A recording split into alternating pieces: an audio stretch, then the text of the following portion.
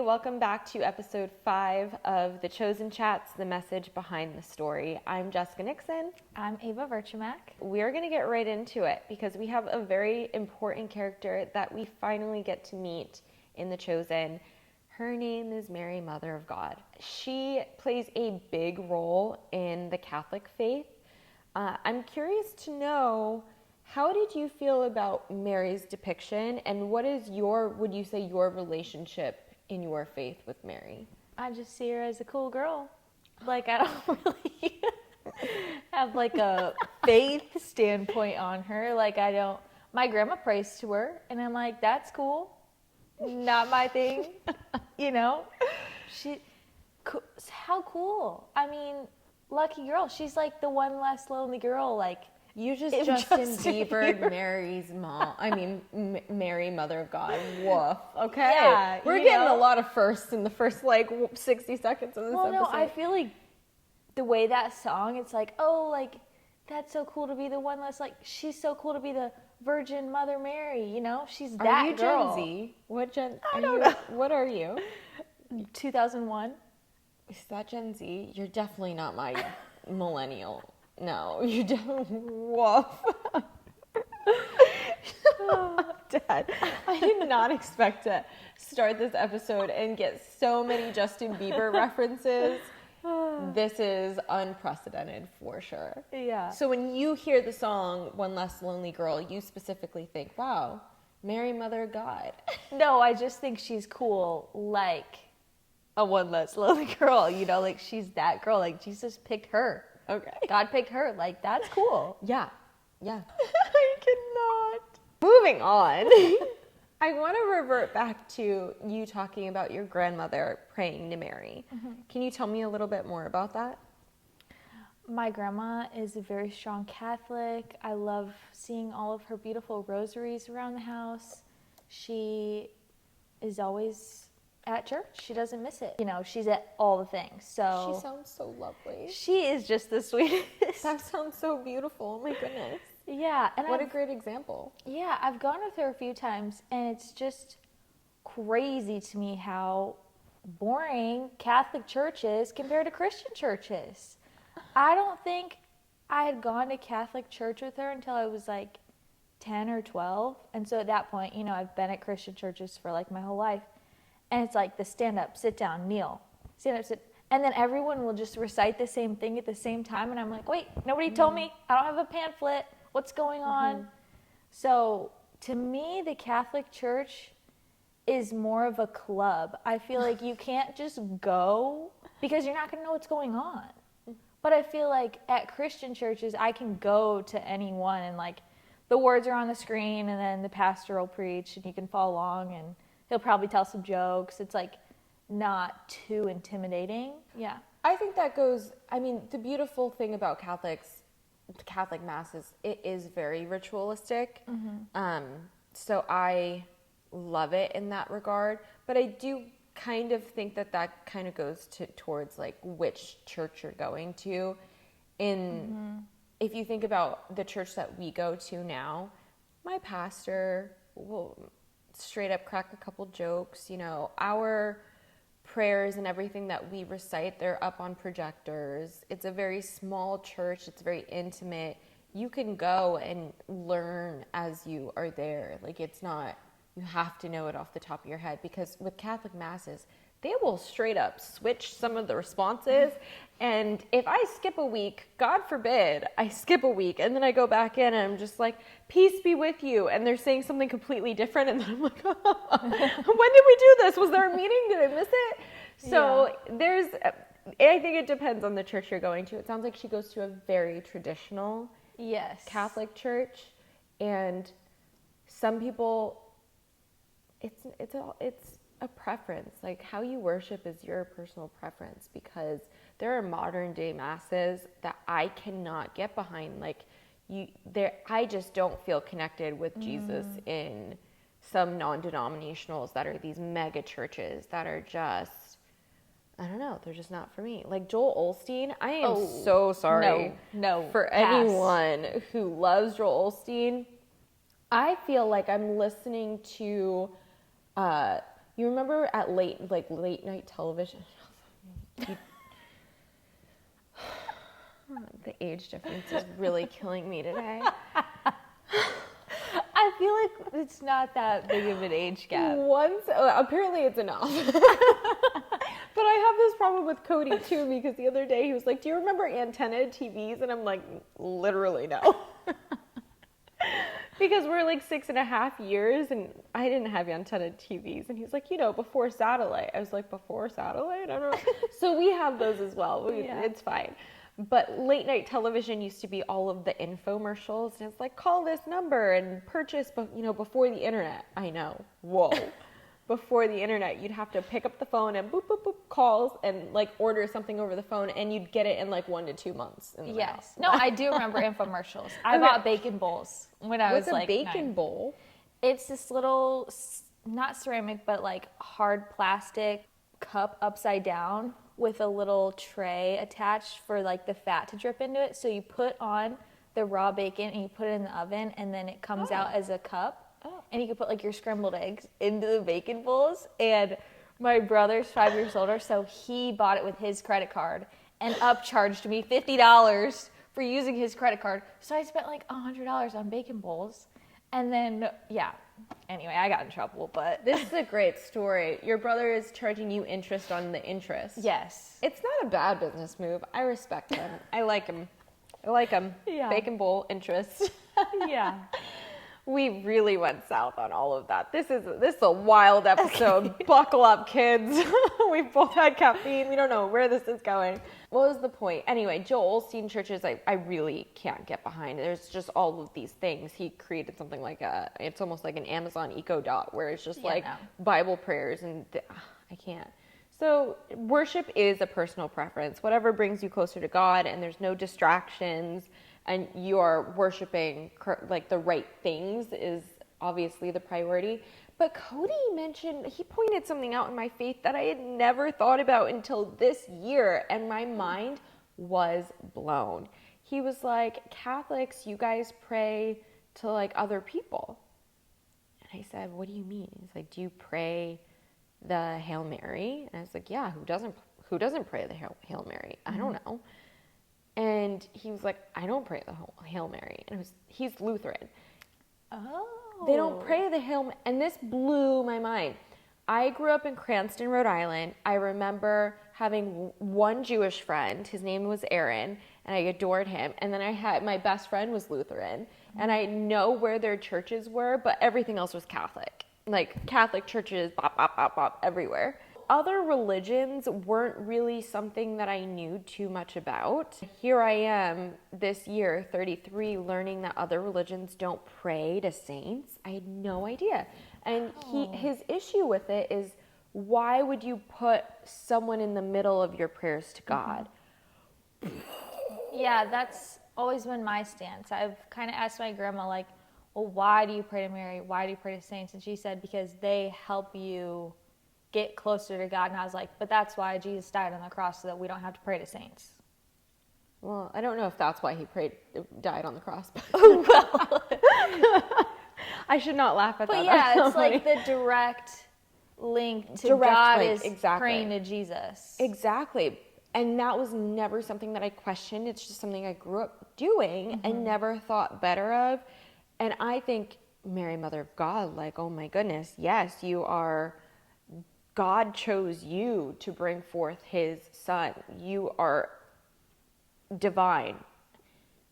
I don't know that I want to continue praying my prayers through a third party. Like, I can show my appreciation towards Mary, but I don't know how I feel about praying. I've never prayed to any other saints. I think there might have been a couple of times in my life where, I think there's a saint for pets. I can't remember who it is. Aww.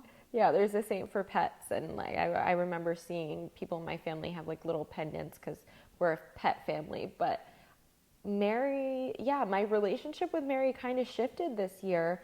I have the utmost respect for her, but it's definitely a little confusing now. But the episode starts showing a flashback when she's like worried, sick, running throughout the town looking for him, and I'm like, oh, this is the story in the Bible where he was at the church preaching to other rabbis, 12 years old, just doing his Jesus thing. His Jesus thing. You do that thing, Jesus. Yeah,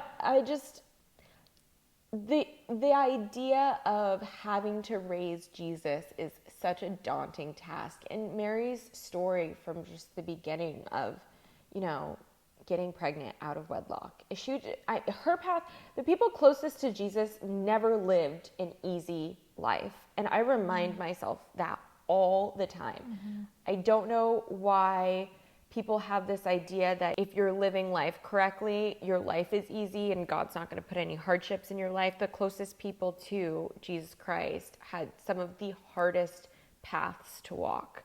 And so the idea of her having to raise this perfect human being must have been terrifying.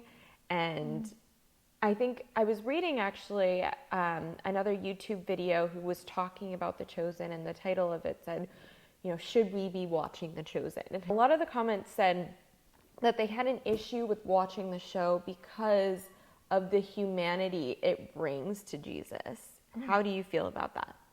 I love that aspect of it. I feel like the funniest question in youth group growing up was, so did Jesus fart? Oh my gosh. Because he's perfect. You today. What did you put in your coffee today? She's like, I'm not often shocked, but you've gotten me like 4 times in this video. I actually have a question for you guys. I will try to do some research and find out myself as well. But in the show, for those of you who have already seen it, you are going to see Jesus say time and time again, I am a man, to his disciples. Like, he reminds them that he is a man. I'm dying to know if he says that over and over again in the Bible as well. Because if that's the case, he's reminding his followers that he is a man. Like, he is fully human, and that's what we are taught.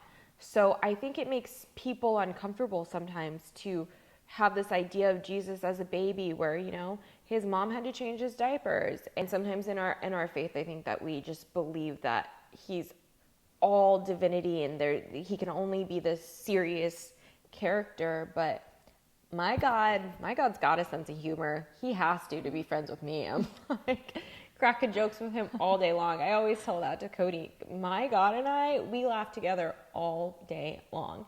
So I believe that Jesus has a ton of humanity, and I love seeing it, and it is a fresh reminder, but it does make some people feel uncomfortable.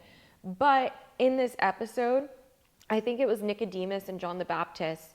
They go back and forth, and people don't see but they have eyes, and they don't hear but they have ears. And it goes back to just like, okay, are you fully processing it, or are you only processing the things that make you feel comfortable, that because it's in your box? I think you see Jesus throughout the Bible push people outside of their box and make them feel uncomfortable. Yeah, that seems to be his first interactions with everyone. Mm-hmm. It's like, oh, you're thinking this way? I'm going to push you a little bit further. I'm going to push you a little further. And that is so true in day-to-day life. I actually have a bit of a story that I want to share with you guys about something that my Legree instructor, so the fitness class that I go to, she talks all the time about how when she's doing movements, she knows the correct way to do it.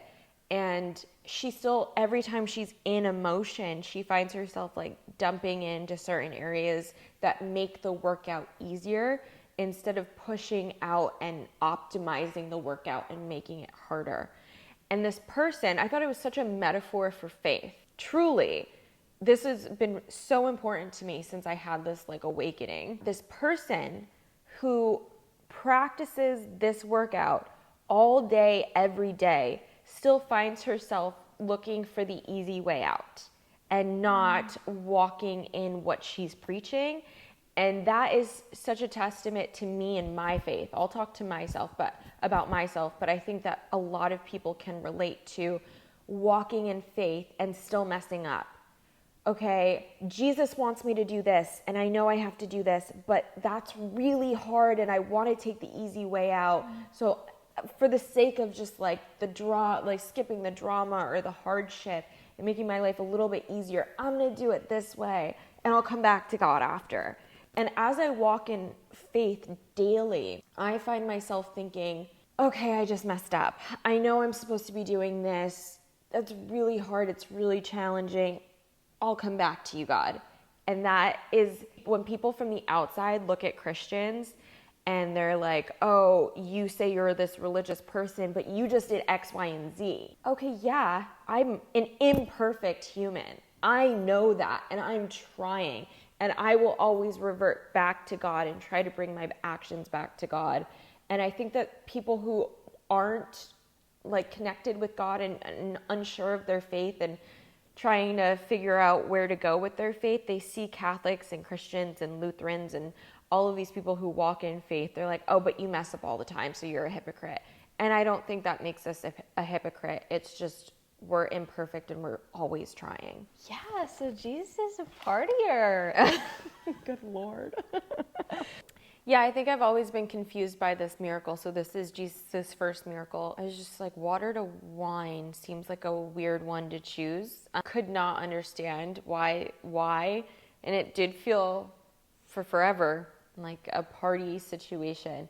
But I think that this show does such a great job putting it into context about going back into the society of where Jesus was, and to run out of wine, just shunned from society.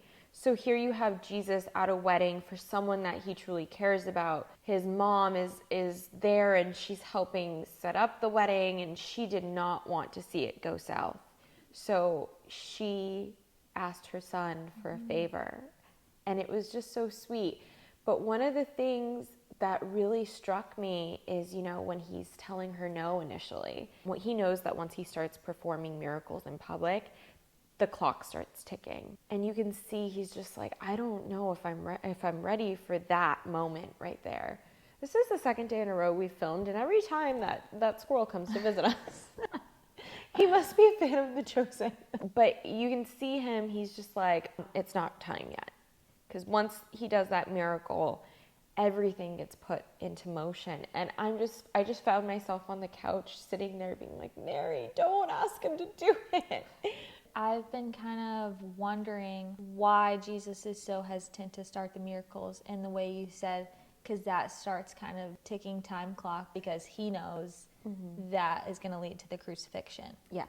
So he knows that when he starts doing public miracles, he's going to have religious leaders question whether he's committing blasphemy. The crucifixion's supposed to be an entire season. Oh. I know. So it's going to be very uncomfortable, very sad and gory and just tragic. And I'm just not looking forward to it at all. So I'm like, yeah, Mary, let's hold off on the wine right now. So he has a lot to accomplish on the road to that. And he needs to spread his ministry. So before he can say, okay, let's start doing miracles, he needs to start gathering all of his disciples. He needs to start spreading his word, his ministry. And he tells, I think it's so amazing, and you're going to see it. He knows exactly what miracles to perform, kind of to people who talk. So think of the biggest gossip in your town. He's going to go to that gossiper and he's going to heal them of whatever they need, because that person's going to spread the word of God far and wide. And I love that. You kind of see that with the woman at the well. She's like, I'm going to go and I'm going to tell everyone. And he's like, I know. That's why I chose you. When you get introduced to Thomas, you see he's very analytical. Water gets turned to wine after he's just been staring at these barrels. How can he solve this problem? He's a fixer. And all of a sudden, this man goes into a room that he's already analyzed is empty. And he produces barrels and barrels and barrels of wine that just never end. He knows what he saw. He trusts his own eyes. And this man just defied all logic. So very naturally, he drops everything and he follows Jesus. I imagine staring into the eyes of Jesus is probably life-altering. What's different about this human? Yeah. You can't put your finger on it, but I bet you those eyes could convince you to do a lot. Yeah, that's how Simon described it to Eden. Fishing all night, but when he looked at me, it's like he knew me. I guess that's just how he looked at everybody. We'll know one day.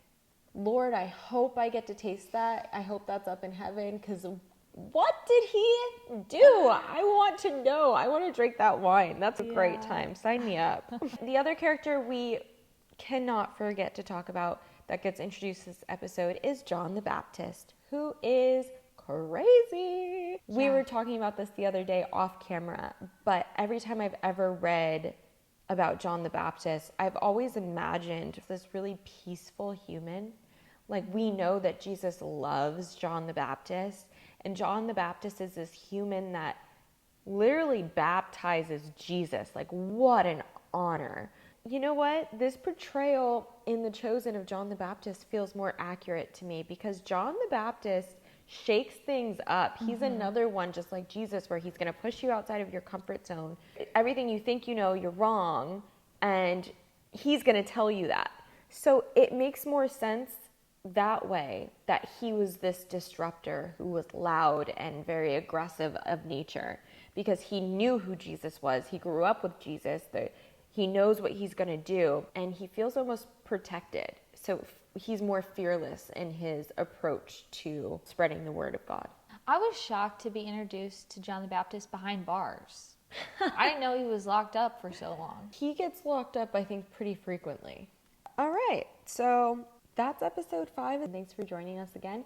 Don't forget to leave your comments, give any thoughts, corrections. I am not afraid to be told when I am wrong. So if we said something incorrect, please let me know. I'm here to learn.